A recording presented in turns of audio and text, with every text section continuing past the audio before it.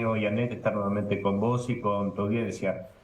Te enviamos un saludo, Cristian, y queremos saber tu opinión sobre este tema. Una misión de paz que tiene ahora la segunda parte de su trabajo en Moscú. Ya visitó Kiev, sostuvo allí relaciones con importantes autoridades, conversaciones también. Te pregunto, ¿qué esperar, Cristian?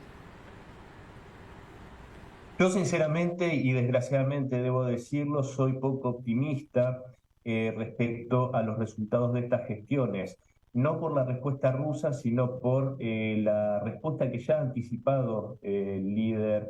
de Kiev, Volodymyr Zelensky, incluso en aquella visita que él mismo realizó a la Santa Sede en Roma, en la cual a la propuesta del Santo Padre Francisco, le dijo que no necesitaban su ayuda, fue bastante descortés si se me permite, y, y él pretende, Volodymyr Zelensky, un acuerdo de paz que es totalmente impensable porque no solo exigiría la retirada de Rusia de los territorios ya conquistados y cuya población quiere formar parte de la Federación Rusa, así se expresó en sendos referéndum, y sino que también pretende que Crimea, bajo la soberanía de la Federación Rusa desde 2014, vuelva bajo la soberanía ucraniana. O sea que ante esta postura totalmente, digamos, sin ningún tipo, una postura intransigente, es difícil buscar una solución y también, si se me permite, cuáles son los hechos que hacen que yo sea poco optimista ante esta iniciativa del cardenal Zuppi. Y es que justamente hace pocos días el presidente ruso, Vladimir Putin, se reunió con líderes africanos que también llevan adelante un esfuerzo de paz eh, ante esta situación, y fue el mismo líder ruso quien les mostró y les enseñó cómo fue que un acuerdo que prácticamente estaba cerrado, un acuerdo de paz, bajo digamos, los auspicios de Turquía y del Estado de Israel, fue cancelado, fue dado de baja especialmente por Boris Johnson, el ex primer ministro británico. Entonces, como para cerrar esta pregunta, Janet, yo diría que desgraciadamente esta guerra va a seguir hasta que Washington y la OTAN decidan que termine, o hasta que Rusia se canse de esta situación. Esa posición de Kiev en la propia voz de Zelensky de decir no necesitamos la intermediación de la Iglesia Católica en este conflicto, ¿está amparada precisamente en ese último postulado que nos comenta Cristian, el hecho de que están la OTAN, Estados Unidos y los demás aliados nuevos, aliados de Moscú, sosteniéndole las espaldas a este conflicto, sosteniéndole las espaldas a Kiev en todos los caminos que lleva, en todos los intentos que lleva por poner en jaque a Moscú y por supuesto Kiev solo como un instrumento de todos ellos? ¿Se basa en ese apoyo la posición de Zelensky? Eso es lo primero. Y segundo, ¿continuará tanto ese apoyo como para que sea fuerte el líder ucraniano en sostener sus posiciones de no necesitamos ayuda, no necesitamos del diálogo? Claramente, para responderte esto, Janet, yo tengo que remontarme sin abundar demasiado, porque lo hemos hablado en muchas ocasiones, pero sí remontarnos al inicio de este conflicto. Ucrania está siendo utilizada, justamente, no es casual que se haya utilizado Ucrania, que se haya pretendido utilizar a Georgia, más allá de que tienen posiciones estratégicas como para amenazar a la Federación Rusa, sino que en el caso de Ucrania puntualmente tiene que ver justamente con que es un doble dolor para el pueblo ruso que se lo enemiste con un pueblo que es su hermano junto al pueblo bielorruso. Entonces, esta jugada de Occidente tiene que ver justamente con el afán que tiene. No se conformó este Occidente colectivo, la OTAN, con la desaparición y la disolución de la Unión Soviética, sino que demostraron a partir de ese momento que pese a que Rusia se mostraba como un Estado amigo de Occidente, ellos seguían con esta pretensión de destruir al Estado euroasiático, y Ucrania es simplemente un ariete para este fin. Por eso es alimentado incansablemente con recursos militares. También hay que ver el negocio que está significando para el aparato militar industrial norteamericano, para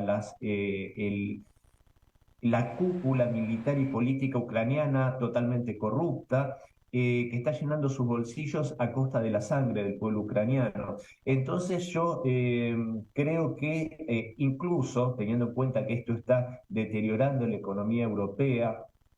por el flujo constante que tienen que hacer de material bélico, yo creo que justamente como no les importa el costo en vidas que está representando para Ucrania esto, y la finalidad que tienen y que creen ilusa, de una forma muy ilusa que van a conseguir o que pueden llegar a conseguir la destrucción de Rusia, es que digo que o hasta que se den cuenta que este esfuerzo los va a quebrar económicamente, y desistan de esto, que esta contraofensiva siga siendo un fracaso, la pretendida contraofensiva ucraniana, o hasta que, como dije antes, Rusia se canse y dé una respuesta más contundente, ya no contra Ucrania, sino contra estos patrocinadores que son los que siguen fogoneando esta guerra. Y con esto cierro, Janet.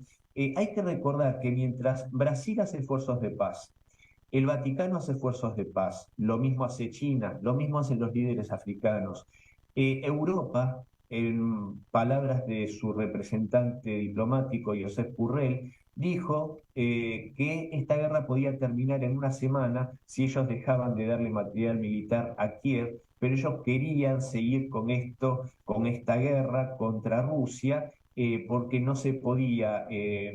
no podían permitir que Rusia ganase. Entonces nosotros vemos claramente quiénes están en pos de la paz, de un acuerdo, de llegar a un alto al fuego, y quienes realmente tienen como único interés el derramamiento de sangre, la guerra y finalmente el negocio.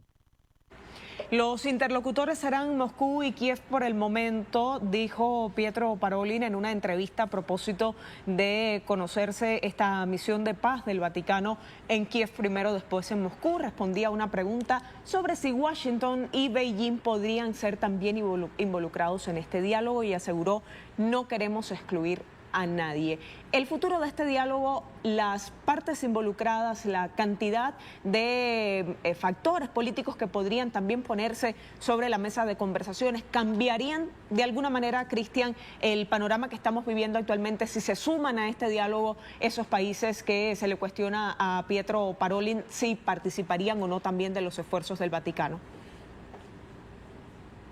Es que sin duda esa es la única solución posible, Janet, porque, a ver, esto no lo está dirigiendo Volodymyr Zelensky. Volodymyr Zelensky simplemente ejecuta las acciones que le dicta la Casa Blanca. Entonces, y ni siquiera la OTAN, digo la Casa Blanca. Entonces, por supuesto que una vía de solución posible es que el diálogo se dé realmente entre quienes están teniendo la confrontación, que es Moscú y Washington,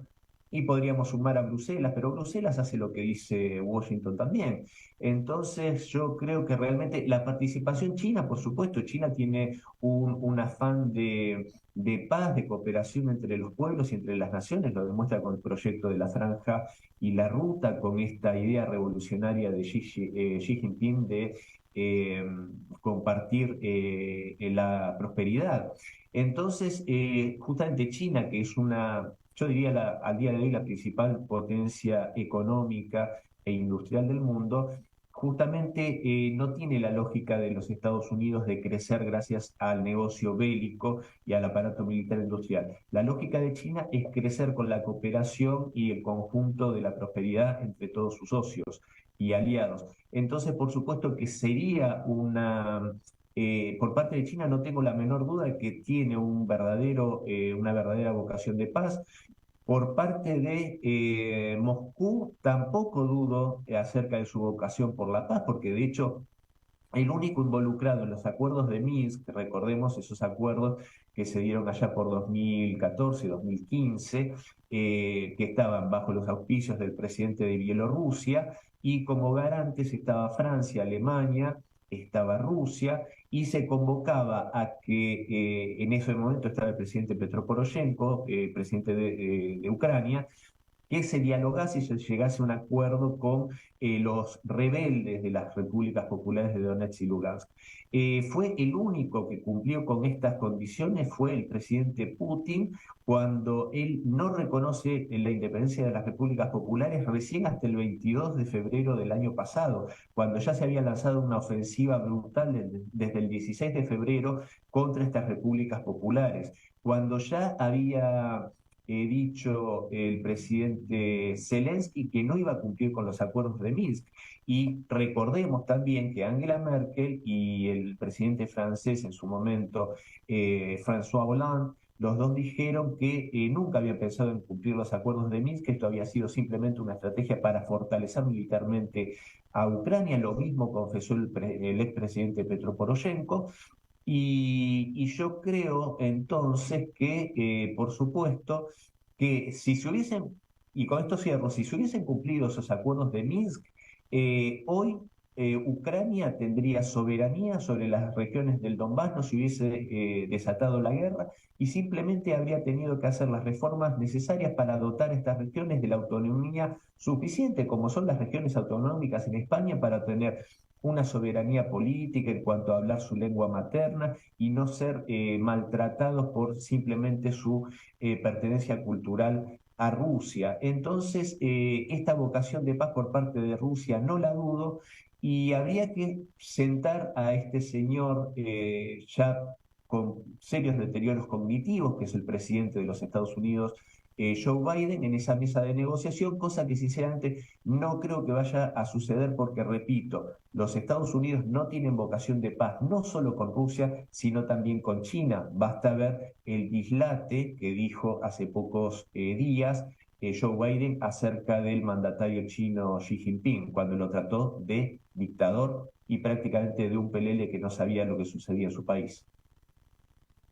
De cualquier manera, Cristian, entonces a todo el desarrollo de esta visita, a las posibles declaraciones de prensa que puedan conocerse cuando el Vaticano informe sobre los resultados de estos intentos, de estos esfuerzos por mediar para la paz y estas visitas a Kiev y Moscú. Le agradezco mucho, Cristian, por estar con nosotros, por compartir esta mañana en la agenda abierta de Telesur. Es siempre un placer saludarle. El gusto es mío, un abrazo grande. Un abrazo grande para usted. Quienes nos siguen